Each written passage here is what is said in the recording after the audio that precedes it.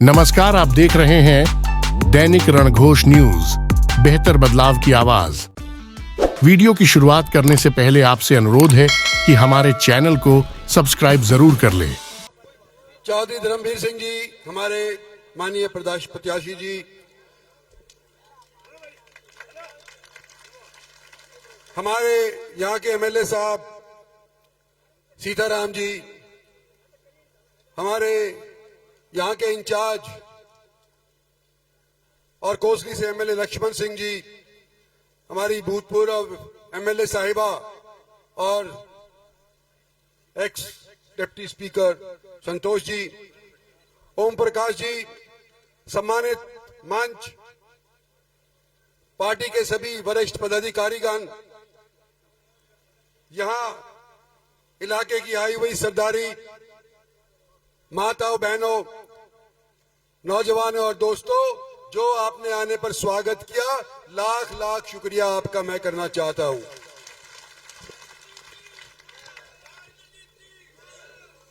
एक बात मैं क्लियर करना चाहता हूं कि 4 तारीख को जब धर्मवीर सिंह के पर्चे के भरने का टाइम आया तो मैं नहीं पहुंचा और भरम लोगों के अंदर डाल दिया कि इंद्रजीत सिंह तो बिरादरीवाद के अंदर फंस गया और ये तो धर्मवीर को जिताना ही नहीं चाहता। आज ऐलानिया मैं कहता हूं कि ये इसलिए आया हूं कि धर्मवीर को जिताने के लिए आया हूं। किसी भी सूरत के अंदर आपके सहयोग के बिना धर्मवीर नहीं जीत सकता और मैं आपका अजीज हूं, साथी हूं, हम सफर रहा हूं। आपकी आवाज को मैंने बुलंद किया है। आज के दिन मैं आपको यूं कहता हूं कि अगर दान सिंह जीतता है तो वो चौधरी भूपेंद्र सिंह हुड्डा के साथ जाके मिल जाता है तो सारे राजी कि भाई अहीर की जाट से मीटिंग हो गई, बहुत बढ़िया बात।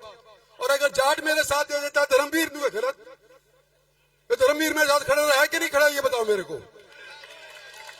तो जब धर्मवीर मेरे साथ खड़ा हो सकता है, दान सिंह हुड्डा के साथ खड़ा हो सकता है, तो तुम्हारी वोट कहां जानी चाहिए जब मैं पूछ रहा हूं। तो आज मैं धर्मवीर सिंह को ये बात क्लियर करना चाहता हूं कि आपका आप अगर मेरे को टेलीफोन नहीं करते 3 की रात को तो मुझे तो मालूम ही नहीं था कि 4 तारीख को तुम पर्चा भर रहे हो। और हमारी पार्टी के बड़े बड़े नेता, हमारा प्रधान भी बैठा है यहाँ पे, हमारे पार्टी के और एक बड़े बड़े नेता हैं, एमपी भी रह लिए, शायद फिर हैं, बढ़ गए। उनका जिम्मा है 10 की 10 लोकसभा सीट जिताने का और उनको 3 दिन मिले थे कि इंद्रजीत सिंह को खबर करो कि 4 तारीख को धर्मवीर अपना पर्चा भर रहा है। और 3 दिन तक इंद्रजीत सिंह के कानों खबर नहीं लगने दी कि 4 तारीख को धर्मवीर पर्चा भरने लग रहा है। जिम्मेवार किसको ठहराऊंगा? धर्मवीर ने तो आखिर में यही पूछ लिया कि वो आ रहा है कि नहीं आ रहा सुबह। इसको पार्टी वाले नो कहें कि हमारी जिम्मेवारी है, इंद्रजीत सिंह को इतला हम कर देंगे, और फिर इतला ना करें तो किसकी जिम्मेवारी भाई? जिस पार्टी वाले ने किया उसकी जिम्मेवारी है और इस इलेक्शन के बाद उसकी मैं खबर लूंगा।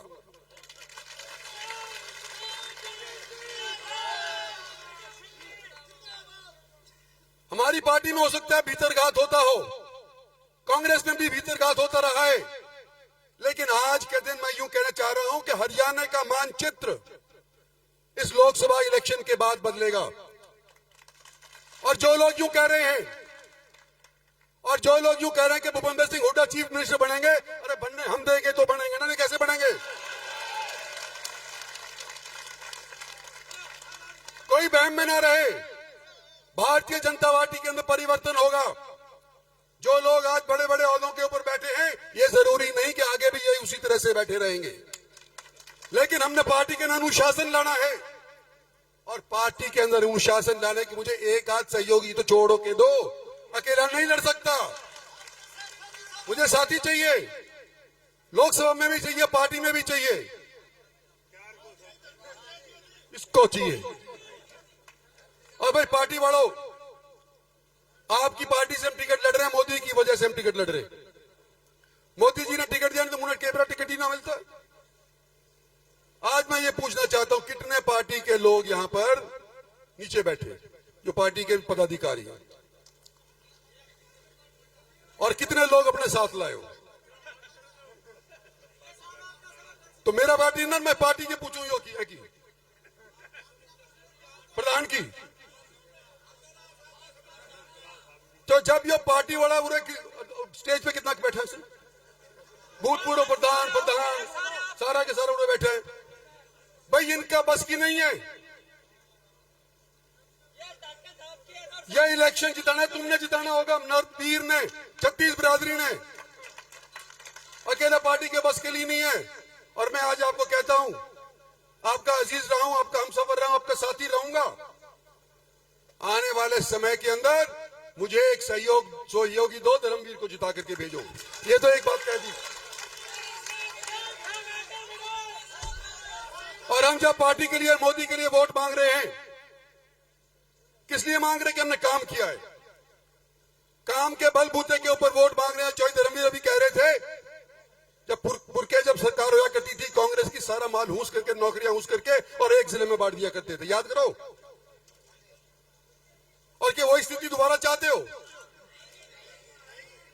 जब परिवर्तन हो चुका है, जब सेंट्रल यूनिवर्सिटी हमारी यहां की,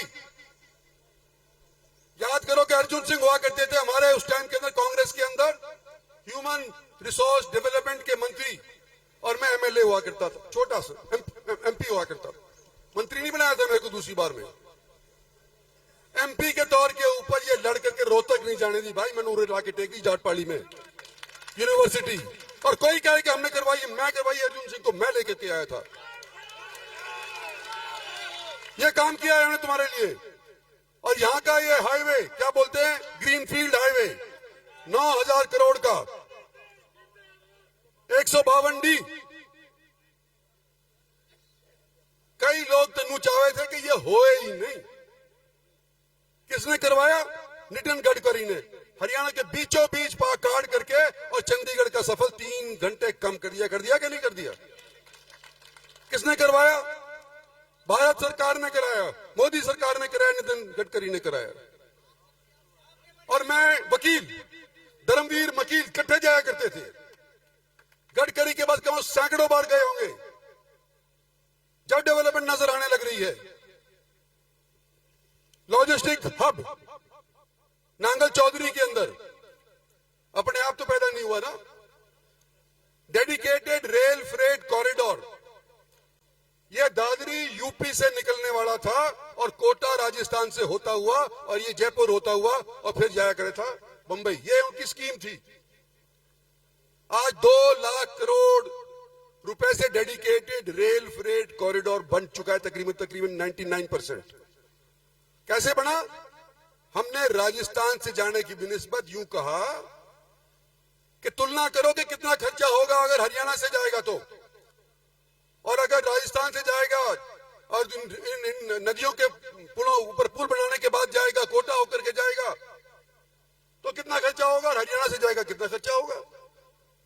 तो राइट्स नाम की एक बिल्डिंग बनाने वाली संस्था है रेलवेज की, उन्होंने फिर ये भापा कि खर्चा कम कहां से होगा। और भाई हरियाणा का खर्चा कम था तो नू आज के दिन डेडिकेटेड रेल फ्रेट कॉरिडोर भी थारे जमीन के ऊपर से जाने लग रहा है और लॉजिस्टिक हब भी नांगल चौधरी के अंदर आज के दिन उसी वास्ते के लिए बन के लग रहा है। कौन क्लेम कर सकता है ये डेवलपमेंट? मोदी सरकार। जब मैं यूं कहता हूं आपसे,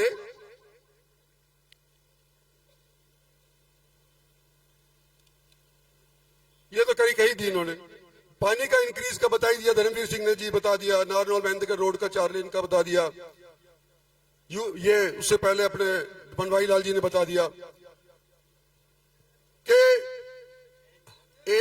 एम्स तो अभी हाल ही के अंदर हुई है, वो सभी का फायदा होने लग रहा है। वो तो एम्स के अंदर तो मेरे दिल में खलिश है थोड़ी सी, है?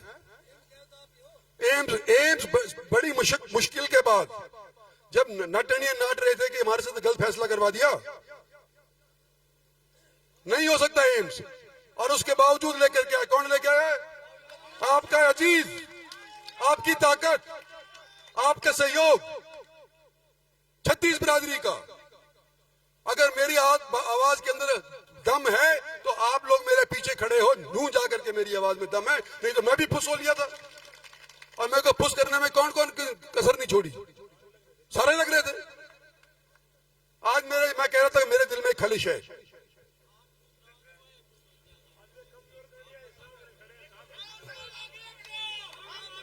आज मेरे दिल में खलिश है कि हमने ये 152 हाईवे तो बढ़ा दिया, और मेरे सहयोगी साथी बूढ़े जवान धूप के अंदर, तपती धूप के अंदर अभी भी डेरा डाले हुए बैठे हुए हैं कि हम वो उसका काम नहीं करवा पाए। कट कहां चाहते हैं, बागोत के अंदर। अभी यहां पे मेरे को बोल रहे थे, और बनवारी लाल जी के पास महकमा आ गया, शुक्र है पीडब्ल्यूडी का, कि अगर ये करीना से दादरी वाला रोड अगर स्टेट हाईवे डिक्लेयर हो जाता है तो भारत सरकार को कट देना आसान हो जाएगा। पता नहीं मुझे होगा कि नहीं होगा, आसान होगा कि नहीं होगा, लेकिन ये आसान कहते हैं कि हो जाएगा। ये धरने पे बैठे नहीं कह रहे हैं मेरे से। भाई बनवारी लाल जी, अगर चेक करो, अगर ये हो जाता है तो बहुत बढ़िया, और नहीं होता तो भी करवाएंगे। भाई वो दिन के तुम्हारा वहां बैठने का तुम्हारे को नुकसान नहीं होने देंगे, अभी भी बात उसके ऊपर करेंगे ये। पर उसके लिए मैं नहीं कर सकता, हमारा एमपी जब भी कहेगा जब भी तो बात बढ़ेगी। ये मोटी मोटी बात आपसे कहनी थी भैया। देखो ये सारे काम आप लाए, लेकिन धर्मवीर को भी तो आप ही लेके आए हो। वो मैं कह दी ना कि धर्मवीर मेरे साथ रहा और धर्म सिंह मैं बनाया और मेरे को छोड़ के भाग गया, है कि नहीं? जो मेरे साथ जो करतूत होती रहती है, और मैं यूं कहूं कि जो मेरा रिश्तेदार और ये मेरी बिरादरी का मेरी गैल रहेगा ना रहा, और ये मेरा ना रिश्तेदार और ना मेरी बिरादरी का, और ये मेरी गैल रहे फिरता हूं, और हम दोनों मिल करके भैया 4 चांद लगा देंगे डेवलपमेंट के अंदर। इसलिए आपसे कह रहे हैं कि हमारे को वोट दो। रही बात रिजर्वेशन की, डॉक्टर साहब पढ़े लिखे हैं, हमारे सबसे पढ़े लिखे ये डॉक्टर है, एमबीबीएस है। हम तो वकील हैं, लेकिन ये एमबीबीएस भी है और बिरानी के ये खुद कह रहे हैं कि रिजर्वेशन का ये शगुफा छोड़ा जा रहा है ताकि एससी कैटेगरी के ऊपर ये डोरे डाल करके और उनको अपने हथियार ले। भाई एससी तुम्हारे काम भी तो होंगे अगर डेवलपमेंट होगा। आज क्या चाहते हैं हम कि देश का 36 बिरादरी का डेवलपमेंट हो, इंफ्रास्ट्रक्चर बने, और जिस तरह से जिस रफ्तार से आज के दिन हमारी और आपका देश प्रोग्रेस कर रहा है, हो सकता है कि सन 47 के अंदर, यानी कि 2047 के अंदर जो 100 बरस पूरे हो जाएंगे आजादी के, तो उसके बाद भारत एक विकसित देश बन जाए। तो विकसित देश बनाने के लिए 10 साल तो तुमने दे दिए, 5 साल और मांग रहे हैं। 5 साल में क्या जा रहा है? हाँ, 5 ही तो साल मांग रहा है। तो भाई बनाओ मैंने, और मैं पीछे देखनी मत दियो, तू हम पीछे खड़े तेरे, आगे ना आगे धकेल दो, आगे जाने दो इसको। धन्यवाद और जय हिंद।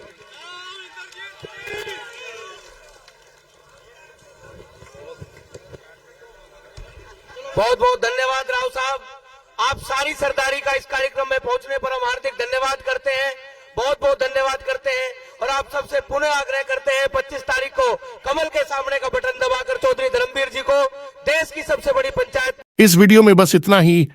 पारिवारिक, सामाजिक, राजनीति और शिक्षा जगत से जुड़ी वीडियो को देखने के लिए हमारे चैनल को सब्सक्राइब जरूर करें। आपका बहुत बहुत धन्यवाद।